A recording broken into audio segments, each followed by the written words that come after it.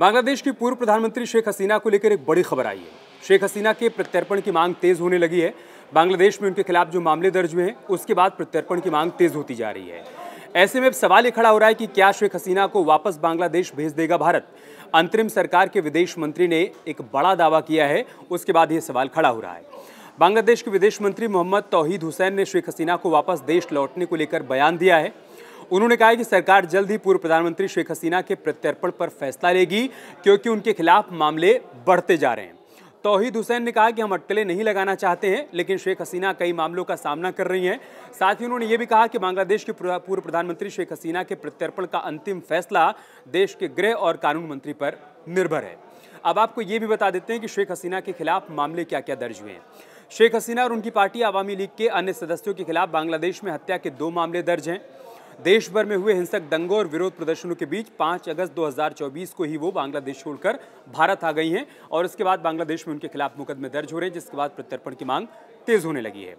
तो विदेश मंत्री मोहम्मद तौहीद हुसैन ये कह रहे हैं कि प्रत्यर्पण की मांग की जाएगी, उनके खिलाफ मुकदमे चलाए जाएंगे। लेकिन 12 अगस्त 2024 को बांग्लादेश के अंतरिम सरकार में गृह मामलों के सलाहकार एम सखावत हुसैन ने कहा था कि शेख हसीना को देश लौटकर फिर से राजनीति करनी चाहिए। हुसैन ने कहा कि हसीना को देश लौटकर अपनी पार्टी आवामी लीग को नए चेहरों के साथ पुनर्गठित करना चाहिए। हुसैन ने यह भी कहा कि पूर्व प्रधानमंत्री शेख हसीना पर देश छोड़ने के लिए कोई दबाव नहीं था, उन्होंने अपनी मर्जी से ढाका छोड़ा था, किसी ने उनको ऐसा करने के लिए मजबूर नहीं किया था।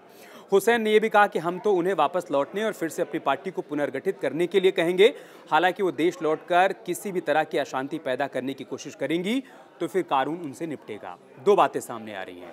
विदेश मंत्री कह रहे हैं कि हम प्रत्यर्पण की मांग करेंगे और गृह मंत्री कह रहे हैं कि उनको वापस अपने देश लौटना चाहिए। हम उनके खिलाफ कोई कार्रवाई करने नहीं जा रहे हैं, वो अपनी पार्टी को पुनर्गठित करें, नए लोगों को शामिल करें, लेकिन अगर वो अस्थिरता का माहौल पैदा करने की कोशिश करेंगी तो फिर कानून अपने हिसाब से कार्रवाई करेगा।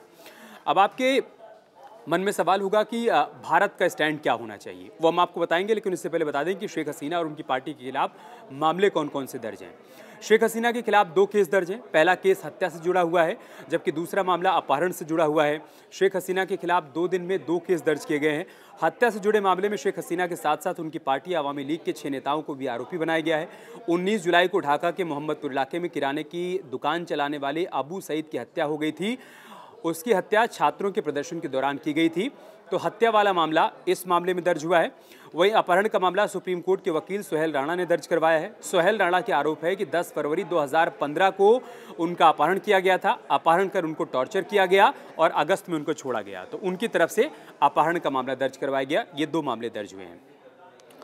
अब आपके मन में सवाल होगा कि भारत का स्टैंड क्या होगा। क्या भारत शेख हसीना को वापस बांग्लादेश भेज देगा? क्या प्रत्यर्पण का कोई दबाव होगा भारत के ऊपर? तो दोनों देशों के बीच जो संधि हुई है प्रत्यर्पण की, वो हम आपको बता देते हैं। दरअसल शेख हसीना का लंबे समय तक भारत में रहना परेशानी खड़ी कर सकता है। कैसे? भारत और बांग्लादेश के बीच प्रत्यर्पण संधि है। दोनों देशों के बीच जनवरी 2013 में प्रत्यर्पण संधि पर हस्ताक्षर हुए थे।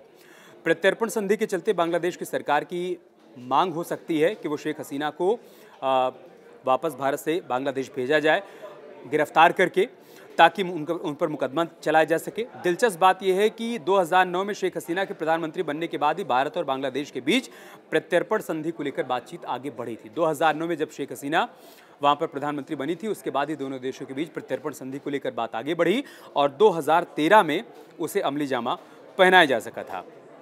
यहाँ आपको ये भी बता दें कि भारत लंबे समय से ढाका की जेल में बंद अनूप चेतिया की प्रत्यर्पण की मांग कर रहा था। अनूप चेतिया असम के अलगाववादी संगठन उल्फा का नेता था। 1997 में उसे बिना वैध दस्तावेजों के बांग्लादेश में घुसने पर गिरफ्तार किया गया था। 2013 में प्रत्यर्पण संधि पर हस्ताक्षर होने के बाद नवंबर 2015 में अनूप चेतिया को भारत को सौंप दिया गया था। इस वजह से कहा जा रहा है कि जब 2013 में प्रत्यर्पण संधि हो गई है और भारत वहां से एक आरोपी को लेकर बांग्लादेश से वापस हिंदुस्तान लेकर आया था, तो प्रत्यर्पण संधि के तहत भारत को शेख हसीना को बांग्लादेश को वापस भेजना पड़ सकता है, देना पड़ सकता है बांग्लादेश को। यहाँ आपको ये एक बात ये भी बता दें कि दोनों देशों के बीच हुई प्रत्यर्पण संधि में एक प्रावधान है कि अगर किसी व्यक्ति ने ऐसा अपराध किया है जिसमें कम से कम 1 साल की सजा का प्रावधान है तो उसे प्रत्यर्पित किया जाएगा। हत्या, नरसंहार और अपहरण जैसे अपराधों में शामिल व्यक्ति को प्रत्यर्पित करने से इनकार नहीं किया जा सकता है। दोनों देशों के बीच जो संधि हुई है उसमें इस बात का जिक्र है। अब आपके मन में सवाल होगा कि क्या इससे पहले भारत से किसी देश ने प्रत्यर्पण की मांग की और भारत ने मना कर दिया हो, वो भी हम आपको बता देते हैं। भारत की नीति रही कि वो इस तरह की नाराजगी को नज़रअंदाज करके अपने हितों को ऊपर रखता है। चीन की आपत्ति और 1962 की जंग के बावजूद भारत ने दशकों से दलाई लामा को शरण दे रखी है। प्रत्यर्पण संधि है, उसके बावजूद भारत ने दलाई लामा को भारत में शरण दे रखी है। इसी तरह 1992 से अफगानिस्तान के राष्ट्रपति रहे मोहम्मद नजीबुल्लाह का परिवार भी भारत में ही रह रहा है। 2021 में जब अफगानिस्तान की सत्ता में तालिबान का कब्जा हो गया था तो कथित रूप से भारत ने राष्ट्रपति अशरफ गनी को शरण देने से मना कर दिया था। जुलाई 2022 में भारत ने श्रीलंकाई राष्ट्रपति गोटाबाया को भी शरण देने से इनकार कर दिया था। बाद में राजपक्षे मालदीव चले गए थे। तो ऐसा नहीं कि भारत ने प्रत्यर्पण संधि के तहत कभी इनकार नहीं किया किसी को दूसरे देश को प्रत्यर्पित करने से, लेकिन चूंकि भारत और बांग्लादेश के बीच में प्रत्यर्पण संधि के बाद भारत एक आरोपी को बांग्लादेश से वापस भारत ला चुका है। और अगर भारत बांग्लादेश के साथ भविष्य में संबंधों को अच्छा बनाए रखना चाहता है, बांग्लादेश की सरकार शेख हसीना के प्रत्यर्पण की मांग करती है, तो फिर शेख हसीना को प्रत्यर्पित करना होगा।